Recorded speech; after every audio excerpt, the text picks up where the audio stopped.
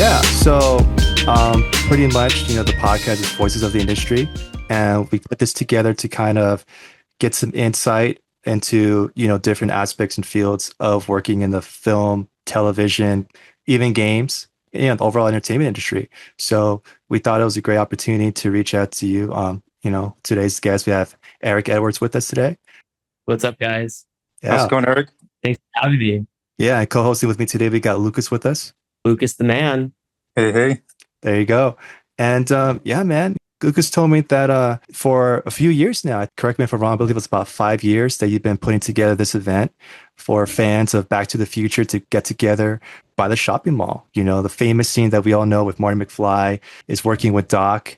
Tragedy strikes, and Marty's got to go back in time to try to fix things. And fans gather together to, yeah, commemorate and relive that event. So, hand these off to you, man, if you want to speak more about this get together you guys got going on. Yeah, so actually that has been going on for way longer than 5 years. That's been going on probably since the 80s, since the movie came out. And I actually have been setting this up, not that event because it's been going on forever. I've been like actively involved for the last year and a half. Hmm. I've been a big fan for, 20 plus years, but just being actively involved about a year and a half. Kind of around the time I met Lucas. We met at the Twin Pines Mall, but it was just it wasn't really a meetup. We were just kind of there for like a little photo shoot. They do a huge meetup every year, October 25th. And last year there was 5,000 people there. Wow. The year before that, there was only 300. That's a big leap. Yeah. I was there and it was just amazing to see, that amount of people meeting up at an empty parking lot and, just seeing the love every person that was there for the film. I mean, some people showed up dressed as their favorite characters. Yeah. Some DeLoreans, some 4x4s, reenactments of some of the key sequences in the film. I think I captured one of them because, there was so many people and there was just things that were happening left and right. So much going on. Yeah, you guys were trying to time it to, the exact time when it happened in the film. And because of so many people, everyone gathered up in that little ramp when Marty shows up. Yep. So everyone was encircled there. And immediately after, they reenacted with Doc Brown and Marty right before the time machine comes back a minute in the future. I think no one was set up to record that little segment. And luckily, because I was one of the ones in the back, I was able to have a recording of that. Really? Yeah. You'll have to send me that. I will. Yeah. I recently checked it out. It's nice. It's just seeing people, love the movie as much as you do, if not even more. Yeah. I couldn't even get that much content that night. I think there was so much going on, and I think like my phone might have died too. It was just, yeah, it was crazy. I got to bring like a battery pack with me this year. And yeah, it's going to be wild. But it was just so many people. So like the year prior to that, it was only 300 people. So it was easier to kind of get like a big group photo. But this past year, there were so many people that they wouldn't fit in the photo. I think you guys used a drone, no? Someone had a drone. I never even saw the group photo. I've seen some kind of people from the crowd kind of like that were at the end, kind of like, took it like from the side. But I still have not seen like a front shot of that photo. I thought maybe the drone was used for that. Yeah, there was no possible way. It was just so many people. Yeah. And just to communicate that, like, hey guys, we're going to do a group photo. So at 115, since the 80s, every year, it's been, hey, take a group photo at the top where Marty rides the skateboard down. And you can like go on Facebook and you'll see photos of like 10 people there. And it's just growing and growing and growing. So yeah, I mean, last year was 5,000. There could be 10 this year. Yeah, I can only imagine because this year it's like the big re-release in theaters, right? The 40th anniversary. The 40th anniversary. Plus, there were so many people last year. That, every single person was like, posting content like, hey, look at this. And probably everyone's like, whoa, I didn't know that was happening. Oh, was that again? Oh, next year I'll be there. For sure. These days people have crazy FOMO. So I can only imagine seeing those photos. People are like, I got to be there next time for sure. Yeah. Well, that's how I found out about it because I saw photos of it the next day a couple years ago, and I was like, I didn't know about this. People actually do that. Like, Mm. oh, I'll be there next year 100%. And I was the first one there.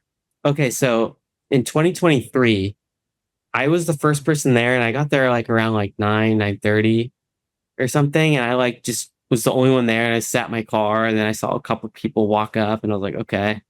And then last year, I got there at like 3 or 4 in the afternoon, and there was people already showing up.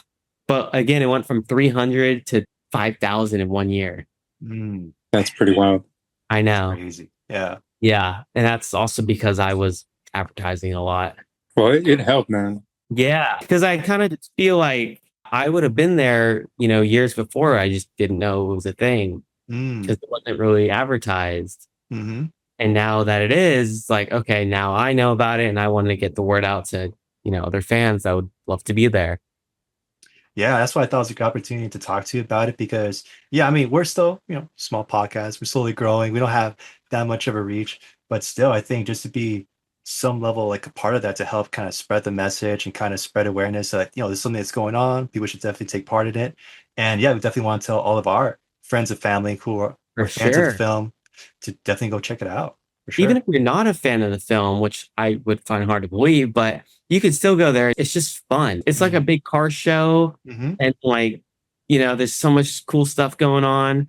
Last year was the first year we had some cast members there. We had Goldie Wilson and Jennifer Parker there. Oh, wow. Goldie Wilson. You met him? No, sadly, I didn't even know Jennifer was there. I really wanted to meet her. I mean, again, there was just so many people, and I was there for maybe an hour. Oh, God. I just wasn't able to stay that much longer. I hate that I missed that. Well, you'll be there this year. There's going to be some cast members there this year. Jennifer, maybe this year. I don't know. We'll see. Mm-hmm. But I did get Charlie there, who was Michael J. Fox's stunt double for 20 years. Are you guys familiar with him? I never knew he had a stunt double. I always thought it was Marty McFly. I always thought it was Michael the whole time. I'm actually going to have 3 of Marty McFly's stunt doubles there. Whoa. Oh, wow. So he had Charlie, who was his stunt double for everything. And then also like Teen Wolf and all his other stuff. And then I'm going to have Per Wellender and Bob Schmelzer there, who are Marty McFly's skateboard only stunt doubles. So they did all the skateboarding scenes because Charlie does like, jumps and flips and all that stuff, but he's not like a skater. Mm-hmm. Right. Yeah, it's really cool. So originally it was Eric Stoltz. We all know that was originally the Marty McFly. Yes.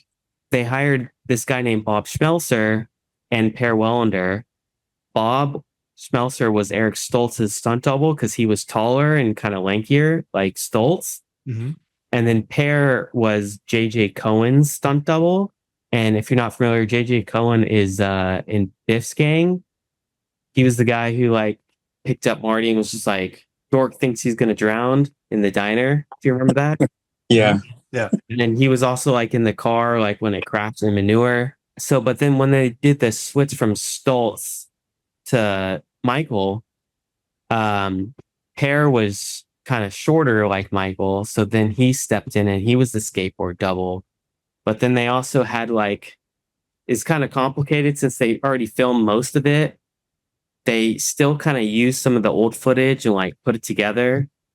So they still had Bob Schmelzer's like skateboarding footage, and it's kind of a mixture. It's a mixture of Bob, Per, Charlie, and Michael, all like kind of skateboarding. If that makes sense. Mm-hmm. Very cool. So yeah, they'll all be there. Johnny Green will be there as well. He was the little kid on the scooter. That's wild. Yeah. Remember him?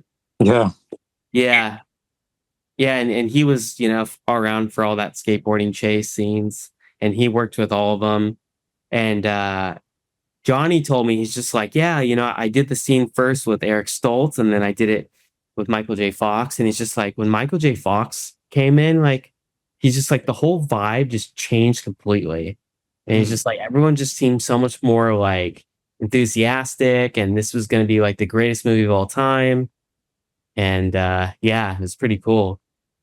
I love hearing the stories about him because there's not many out there. Yeah, I mean, I keep saying this. A lot of these movies came out at times, well, during the times when the internet wasn't even a thing, and Totally. information that you would get as a fan would be, from secondhand, third hand magazines, articles, Oh and, yeah.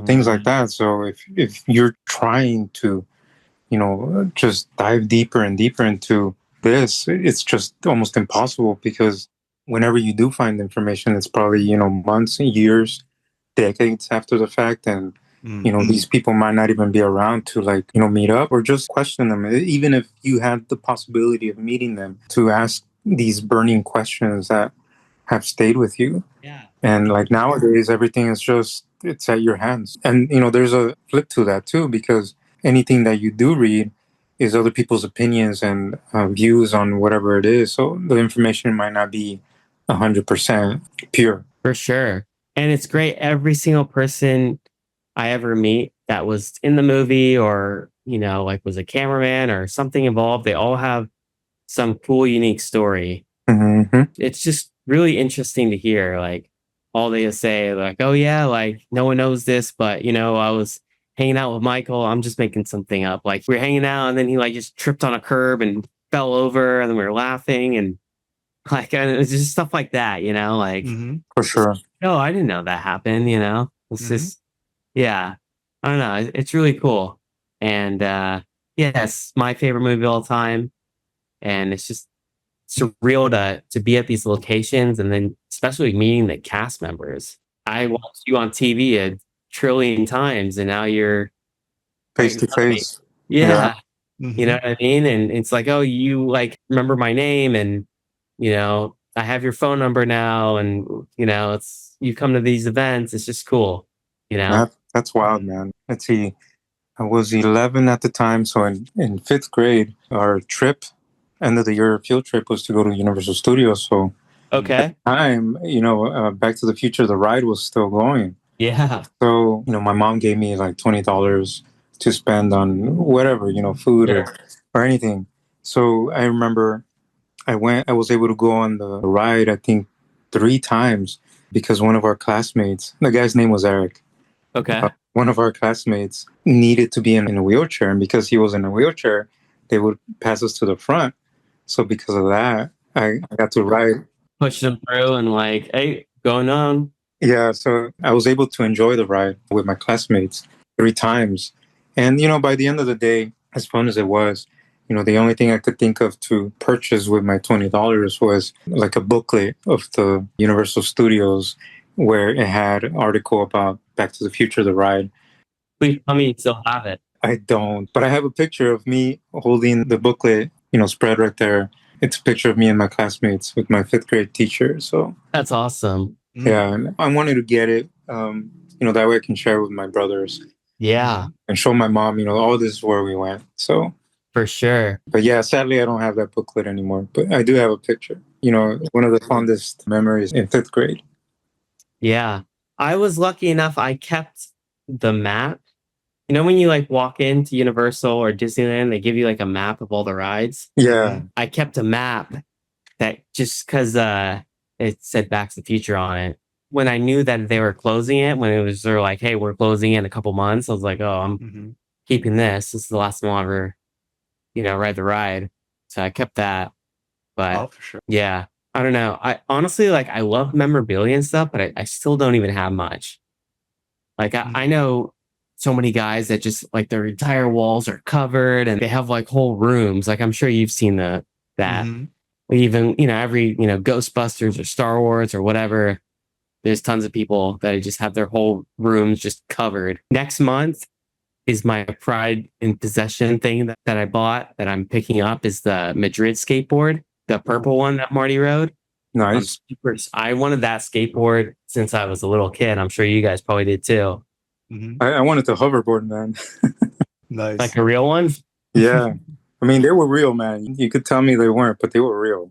Yeah. Yeah, you can find those on Amazon. I'm surprised I don't even own one. I just bought two, so I bought that purple Madrid skateboard that Marty rode. That's on pre-order, but I'm picking it up next month. And then I bought two more Madrid skateboards. One of them looks like a time machine. It's literally the back of a time machine. Mm-hmm.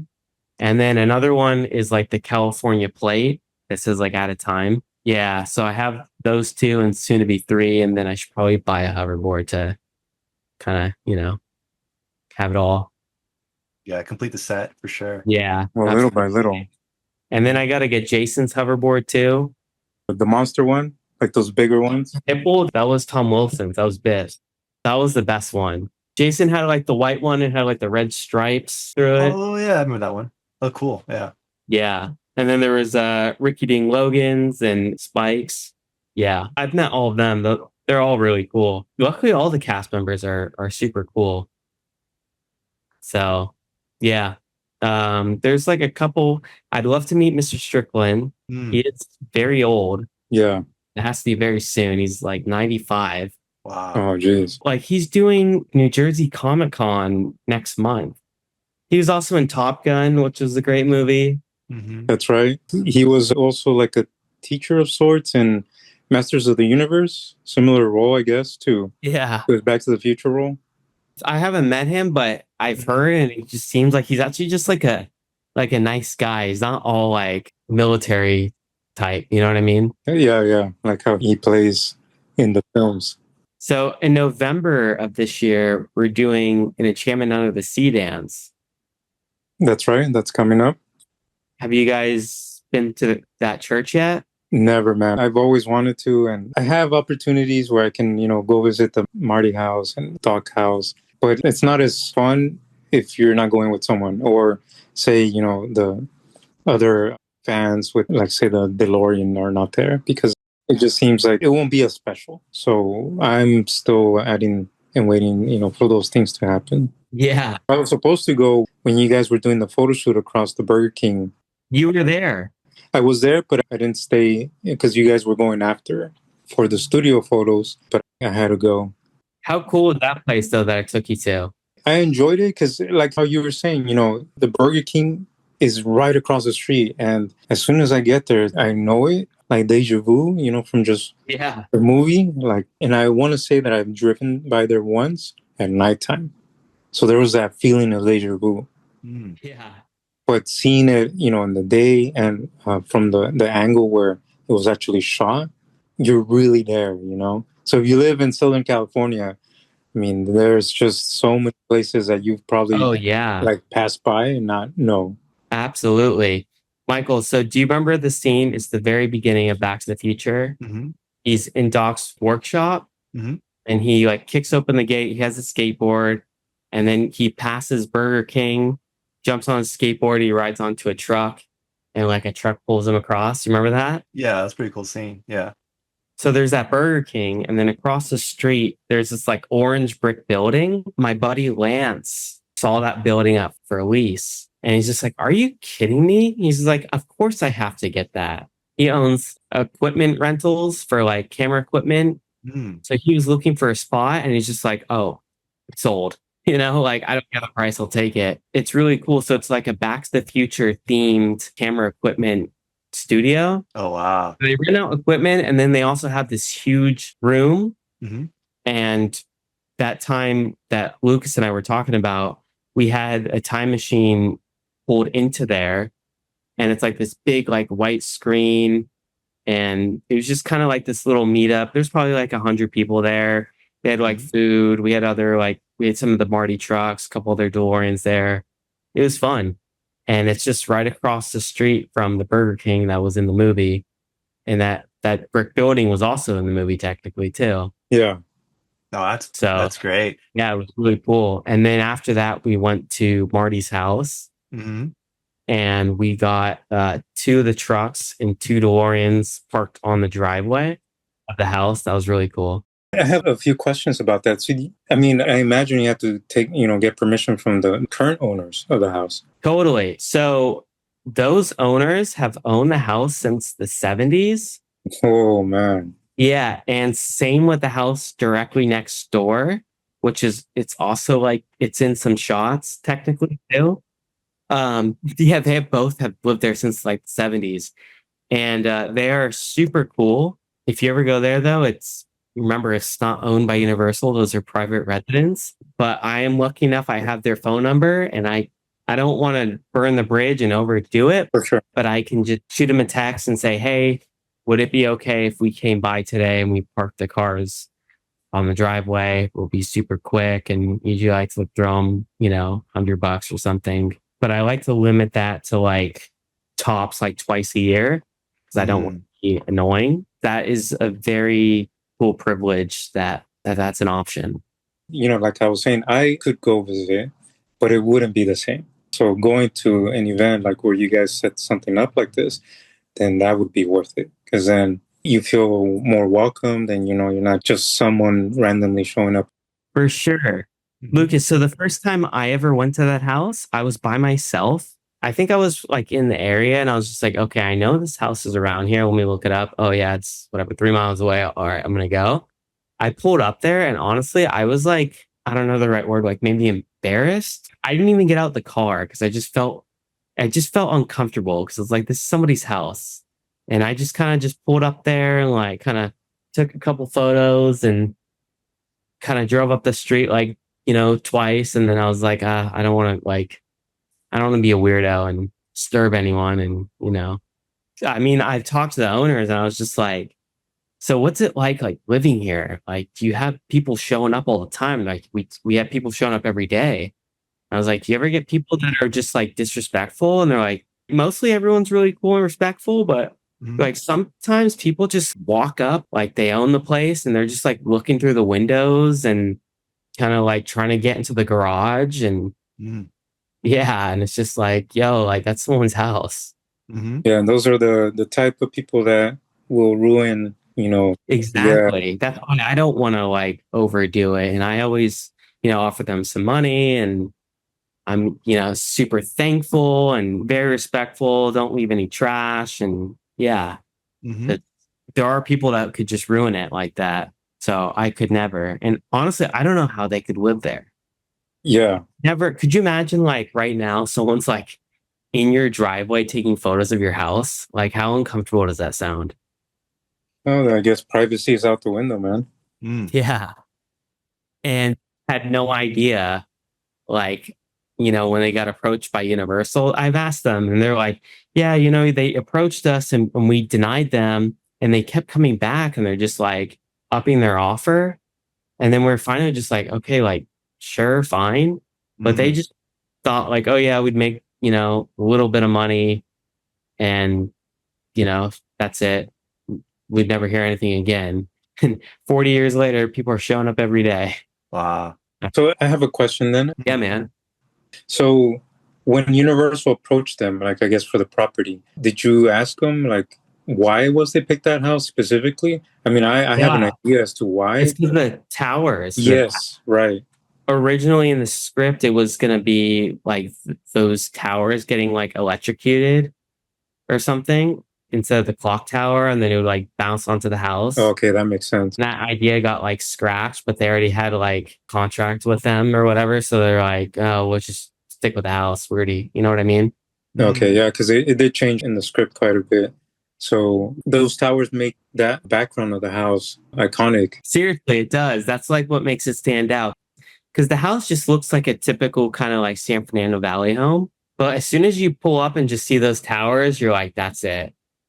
And that street too, because it has like all the trees, like, yeah, all like, yeah, it's just like, that's, yeah, you recognize the street and the towers right away. And the house like looks identical, like they haven't even painted it. I mean, they painted it like the same color. Still like the rocks like facade. It's really cool how they've kept it. Some like Fast and the Furious house, right? They're a fan of the Fast and the Furious franchise, but they like built like a big wall, and they're not about it at all. But at that point, why not just sell it? Like, it just doesn't make any sense. Yeah. Just tear it down, I guess, and build it something else, and people will never find it. Even if you tear it down, people are still going to just be like, well, that sucks, but this is still the same location. So they're still going to be like interested. Do you ever watch the show Malcolm in the Middle? Yeah. It was a good show. I went to that house kind of recently, maybe like 6 months ago. Mm-hmm. It looks like a teardown. It looks like it's like this big modern looking home, like all Mm-hmm. glass windows. Doesn't look the same at all, but it's still, you still recognize it's, I mean, it's still the same spot. Mm-hmm. So yeah, I like what's cool about Pasadena, like Doc's house and all those. Mm-hmm. Those are like historic landmarks that can never get touched. Yeah, that's good. Yeah. Yeah. And if you guys didn't know, George's house, Lorraine's house, and Biff's house are all on the same street. Did know that. You did know that? I did know that. Yeah. Yeah. So they're all on the same street, and then they're about like 2 miles away from Doc's house. Mm. So it's kind of cool. You can do all four of those in like, 10 minutes. It's pretty awesome how when you watch the film, you sort of have like a layout of how they shoot things. And, being in LA, just with different movies, it doesn't have to be Back to the Future, but you recognize landmarks, you recognize streets from driving around. You're like, oh, this is the one part. Like, for instance, Drive with Ryan Gosling. Yeah. So at the beginning of the movie where he's, doing that job and driving around the criminals, going down, 6th Street and under the bridge right before the 6th Street was torn down and rebuilt, that area. I mean, I know it pretty well. I drive around those areas. So I have a layout of how the movie is, but I know the real layout of the streets in LA. Mm. So like that's not quite possible. You jump from this part to that part. But again, to Back to the Future, those houses are in close proximity. So what is it? Hill Valley being a small town, it just sort of makes sense.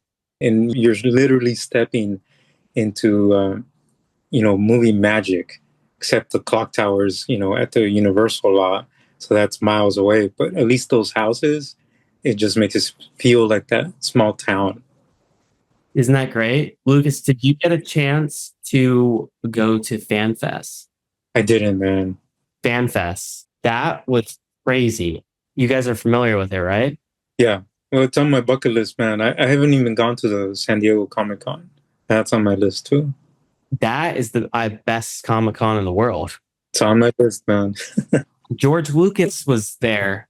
I keep missing all these cool events, man. Lucas, what are you doing, man? I'm just, I'm trying to hold the fort down. I hear you. FanFest was incredible. So you've been on the Universal Studio Tour tram. I have, yeah. Michael, you have too. Yeah, of course. And you guys have been through the clock tower area. Favorite spot of the whole Universal lot. Of course. And then Jaws is a good one too.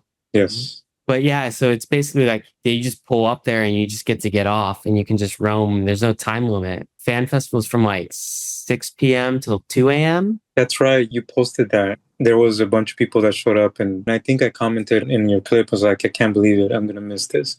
And I ended up missing it again. It was for 6 weeks too. It wasn't just for 1 day. I'm hoping that they're going to bring it back next year. It was in the springtime this year, so I assume if they do it, it'll be in the springtime next year. Yeah. That was incredible though, because you just literally just get to walk around Hill Valley, and they have it all like dressed up like the 50s. And they even had it was crazy. They had Biff's car in there. Oh, nice. It wasn't full of manure, right? No, but it was the screen used one now. Wow. Well, I know they had a couple of them, they crashed it. But yeah, it was crazy. Just seeing that there, and it was very, very well done and a lot of fun. And I recommend everyone going to that, because I didn't even think that would ever be a thing that you could do that. You know what I mean? I mean, that must have been wild, just stepping into like the film, being there. Literally, you're stepping into the film. It was just like, whoa, this is crazy. So speaking of Vegas, have you ever been to Cafe 80s there? Yeah, I went to that earlier last year. Okay. My family lives maybe a mile and a half from it, so it's on Maryland Parkway, right next to UNLV. So it's a nice little place. Yeah, definitely. And then there's also the Plaza Hotel. That's right. The one was used for Biff's Casino. Absolutely. Michael, did you know that? No, I never knew about the Vegas locations that they used. You saw Back to the Future Part 2? Yeah. So do you remember alternate 1985 where like Biff was, what do you want to call him? I don't know what you could call him. He was just the most successful citizen, I guess. Yeah. Hill Valley. Through the book, The Gray's Almanac, Yeah. he placed all these bets and won a lot of money. So Hill Valley became the luckiest man in the world. Yeah, there you go. He got every bet right because he had the book. That's right. So it was Hell Valley. Hell Valley, that's right. Yeah. But they took that the Plaza Hotel and they made it like it was his casino. Yeah. And then there's just a restaurant called Cafe 80s that is just made by like a fan in Vegas. And they really need one of those in LA. I gotta agree with that. That's the same name they used in the film, right? Cafe 80s in the second film. Then the movie is called Cafe 80s. The place in Vegas is called like Back to the 80s Cafe is what it's called. Probably. When I went, they had the Ecto. Yeah. Yeah. They have that right in front. And then they have it like split in half when you walk in there. It's like a little 80s cafe or like restaurant. They have like burgers and stuff. And then the other half, it's kind of like it's a bar, but it's like all dark. It's like Biff's bar because it's very subtle in the movie. But when he goes to Hell Valley or whatever, you see that Cafe 80s, but it's like some like biker, like dark, cringy. You know what I'm talking about? Yeah, I know what you're talking about. Oh, in Vegas, it's like a bar, but it's all like kind of painted black, and it's kind of like they have like a lot of like Halloween like props in there. It's pretty cool. When I saw it being advertised, I think on Instagram, I saw that they had some of the people that work there actually dress up as characters, and I think they had George McFly. That's the owner. Yeah, so he's a good impersonator of George. I didn't see him when I went there, but I think that was the reason why I really wanted to go and check that out. I went during the day, so maybe they do it on weekends or something. So next month on the 18th, Crispin Glover is having something in Santa Monica. He's having like a book signing day. I want to meet that guy. We were talking and he came up quite a bit, and I'm a big fan of his. We were talking about Willard, and then we were talking about his role in Charlie's Angels. Was fantastic. He was great in it. Mike as well. Oh, yeah. Right. Saw that movie. I don't remember. Like the basketball movie. Yeah, a little Bow Wow. Right? Yeah, it was a good movie. Yeah, he never does anything. And I saw that. I was like, are you kidding me? I'll be there 100%. So yeah, it's like October 18th. It's on his website. Oh, sick. Yeah, we'll definitely plug that in for sure. Yeah, got to be there for that. So I'll be there. He's very sensitive when it comes to Back to the Future. What he's doing is he just came out with a book, just doing like a book signing, like selling that book and signing it.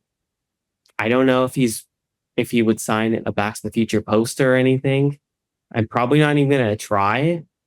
I'm just going to go there. I'll buy his book. I'll get it signed, but I just want to get a photo with him. Sure. Yeah. He just doesn't like to do Back to the Future. Do you want to maybe dabble in a little bit on as to why? Yes. So there's 3 Back to the Futures. He did the first one. And then they approached him to do 2 and 3. And what he did was he kind of was bluffing them and said, hey, I will only do it if you give me X amount of dollars. Sure. And they're just like, no, but kind of like in his mind is, well, they don't have a movie without me. So they're just going to have to just bite the bullet and pay me. But they just said like, no, like we'd love to have you. We can't pay you that much. If you don't agree to what we're going to give you, I guess we're just going to make the movie without you. And then he's like, fine, do it. They didn't call out his bluff. They just said, okay, see you later. And then they recasted Jeffrey Wiseman. And then they took like the molding from his face and put it on Jeffrey Wiseman to make him look like Crispin. And then when that movie came out, then Crispin sued Bob Gale Universal Back to the Future franchise for like mimicking him. He won the lawsuit. He was the start of that sort of thing where you can't use someone's likeness without their permission. Yeah. Yeah, he was also upside down in most of the movie, his character. Yeah. To hide the fact that it wasn't Crispin anymore. I don't know. They also like recasted Jennifer. Yeah, they did. And no drama about that. Crispin was a slightly different because they were using the guy's likeness. Yeah. So yeah, with Jennifer's role, that was I don't think she cared. yeah. I think she was just like, I don't want to do it.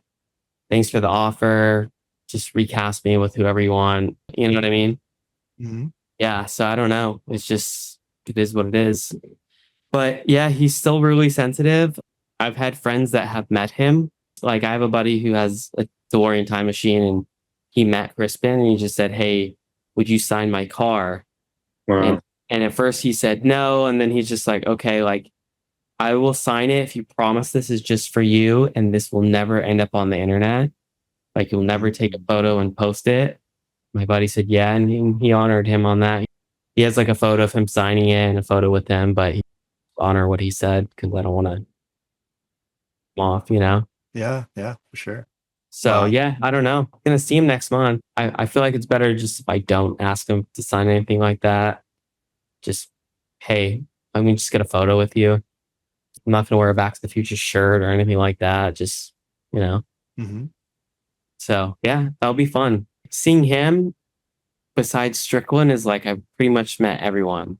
Wow. Hmm. I haven't met Dave McFly. That's someone else I need to meet. Was that the brother? Brother, yeah. Yeah, yeah, yeah. Hmm.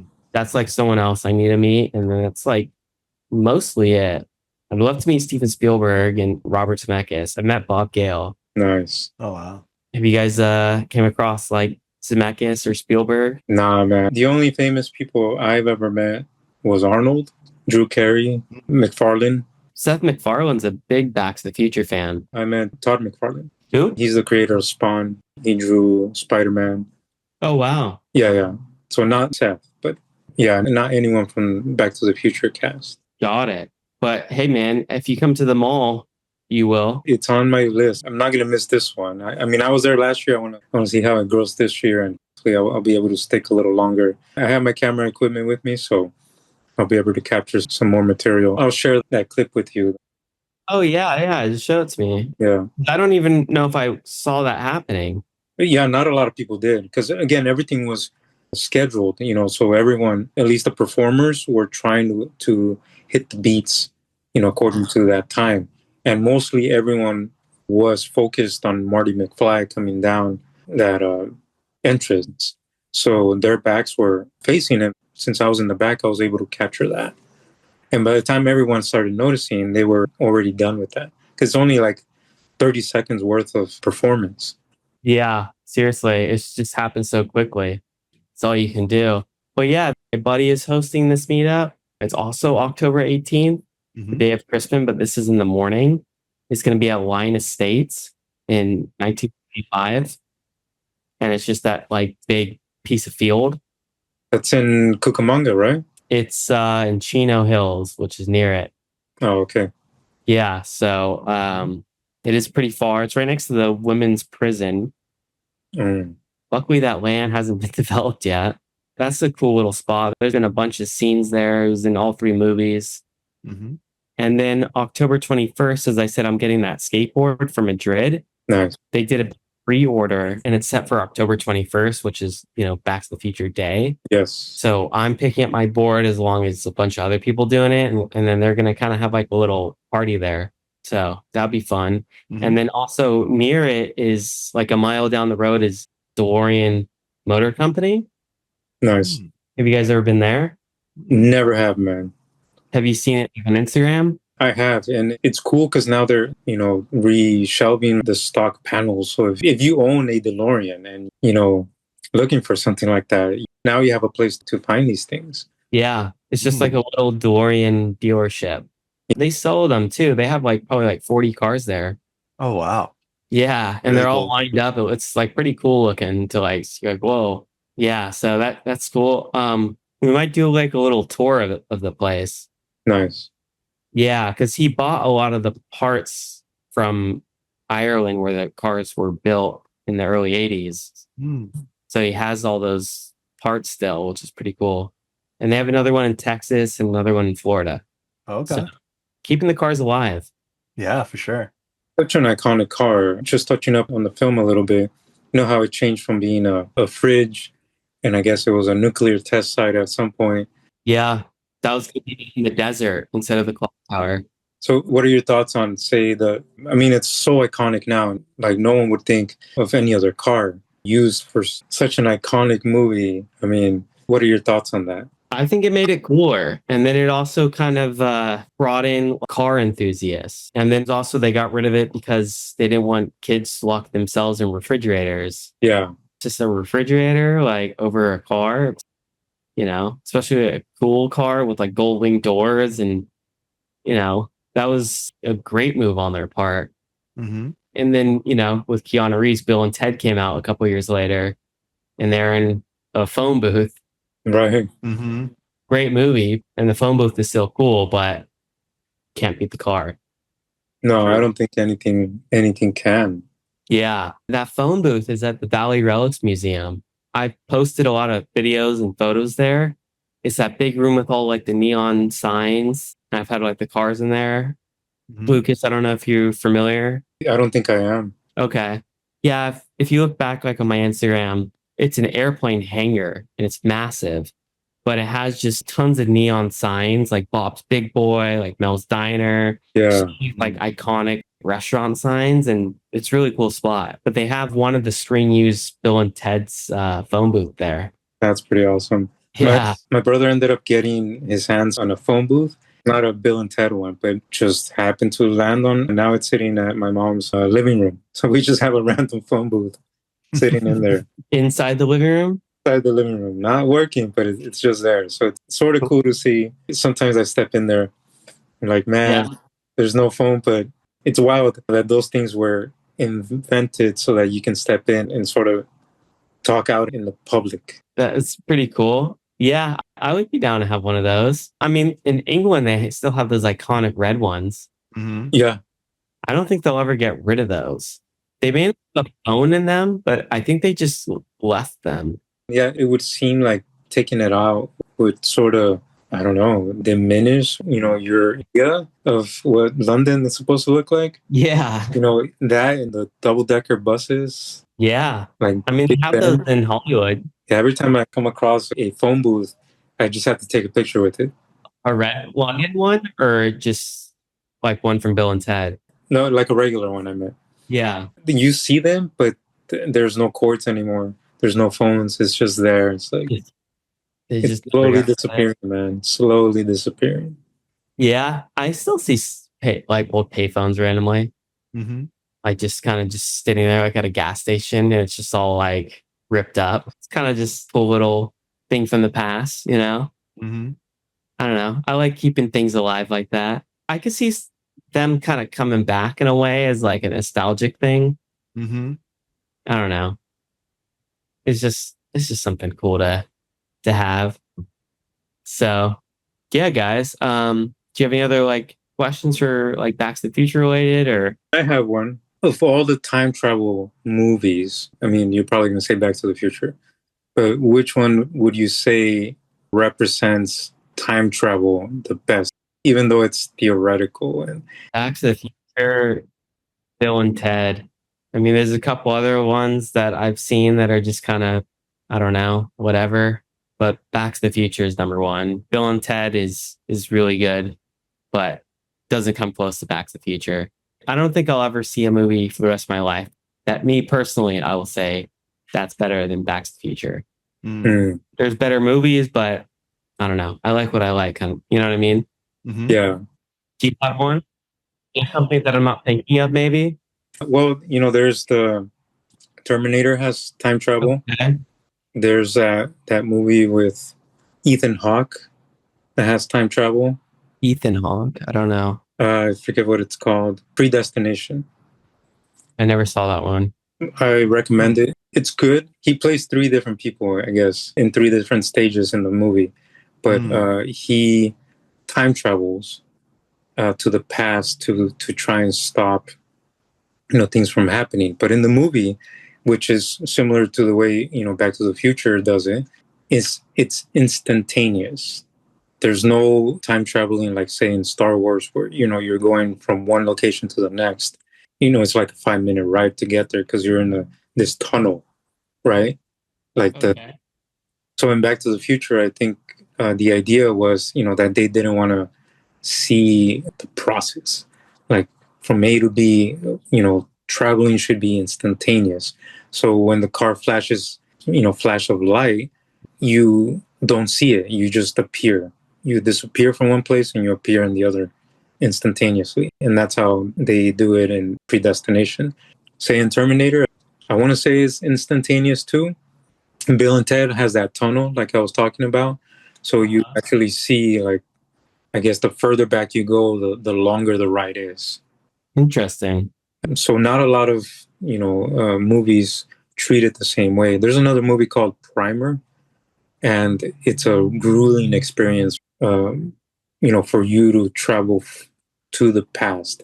And you have to get inside this box and you have to prep for hours. It's an interesting movie. It's a little mind-bending, but they treat it a different way. So I feel Back to the Future treats it the best, and the best way that they could have actually showed it to you is how they do it in the film through that 1 minute. Yeah.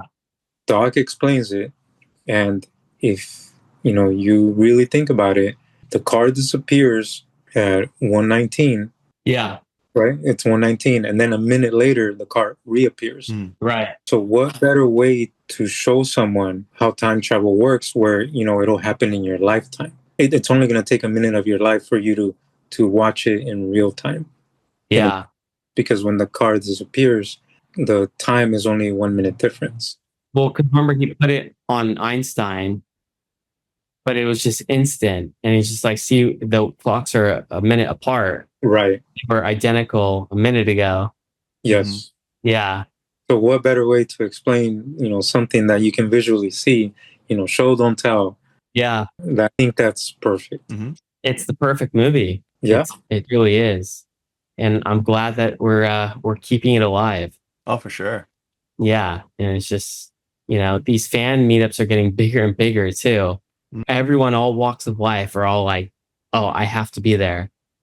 No, I was going to say, I think these days it's so much more accepted for people to just like openly geek out about what they're really passionate about. I think before, in all those 80s movies, they would be like picking on the nerdy, geeky kid, and they had to prove that, no, it's still cool what I like and what I do. Just got to keep up and, accept it. But I think now it's times to change, whether it be like anime or all these different genres and types of films. People are more openly like showing up and saying, yeah, I like this stuff. And they want to share these different experiences with other people, which is really cool that, that you're now a big part of that yourself, Yeah. Like San Diego Comic-Con is like not like a nerd convention or whatever you want to call it. It's like a giant party. People fly out from the whole world and it's just like, it's insane. So yeah, the meetups, I don't know, they're always just kind of fun, especially just kind of just posting it like, hey, anyone come? It's just like, you just don't know who's going to show up. Luckily, everyone's been super cool and I haven't met anyone that I'm like, oh, this person's got to go, Right. Yeah, it's like everyone's super chill and just like, yeah, I just want to come take some photos, hang out, tell some stories, and no issues. So that's awesome. Even having 5,000 people last year at the mall, like nothing happened. Like everyone was super peaceful and calm and hung out and went home. So Well, I'm looking forward to this next one. we're 1 month away. Yes. 1 month away. So Gotta watch the movie again. You gonna watch it again? Yeah, man. It's one of those movies that you can watch every year. Yeah. I don't watch it that often. I mean, I've seen it 1,000 times, but I don't watch it every night, But it is kind of a movie I could watch every night to like fall asleep to. Sure. It's just kind of one of those like, feel good background kind of movies that I don't know. It's so quotable, man. It is. I was going to say it's one of those movies you can watch at least once a year, Lord of the Rings, Back to the Future, Indiana Jones. I mean, some of the classics like Die Hard. Those sort of movies. They're timeless. For sure. I'll even go ahead and add The Crow to it. So when you do watch it, it happens, it's supposed to take place in Halloween. So, it's one of those movies that if you're wanting to see a movie on Halloween, you would see The Crow. Crow. Gotta look this up. I recognize it. I've heard the name. It's beautifully shot, man. It's a visually arresting film. If you've never seen it, I'm so jealous of you because you get to watch it the first time. And I've seen it a lot of times, but watching it the first time, it just puts you in this mood, and it's hard to look away. You got the guy from the Ghostbusters is in it. Yeah, he's in there too. Yeah, that's funny. Okay, I will check this out, especially now that we're coming up on Halloween. It'll be a good one to watch. Yeah, I think you'll like it, man. Yeah, I highly recommend it. Looking forward to it. Are there any other questions before jam out? Like, where can people find you? That sort of thing, like your socials. Yeah, so I run the Back to the Future IG Instagram, so you can find me on there. I'm also on TikTok, Facebook, and YouTube, but primarily on Instagram. I just like it the most. TikTok, I don't know if you guys even use it. Oh no. That's like something that I like open every 3-4 days for like a minute or two. But Instagram, I'm just on that all day. Yeah. Even Facebook, I'm kind of like, yeah. Yeah, Instagram's a great platform. Yeah, I'm always finding new artwork, and like Lucas always did that stuff too. Yeah. Always looking at new tech that people are developing and see how we can add that to Torre or look into stuff. So yeah, it's a great platform for whatever you're into. Yeah, absolutely. So yeah, so Back to the Future IG, you can find me on there, and I'm always holding events and meetups, and everyone's always welcome. So yeah, come on out and see some cars and good people. Awesome. Sounds great, man. Yeah, and we'll probably also put up like a little lineup of all the upcoming events that you recommend people check out. For sure. There's a bunch.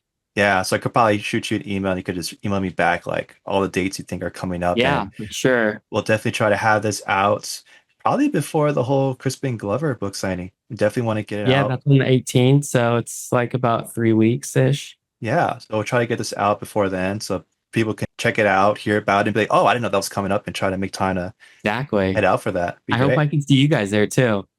I'll be there, man. I'll be there. Be there. Hopefully Mike will come.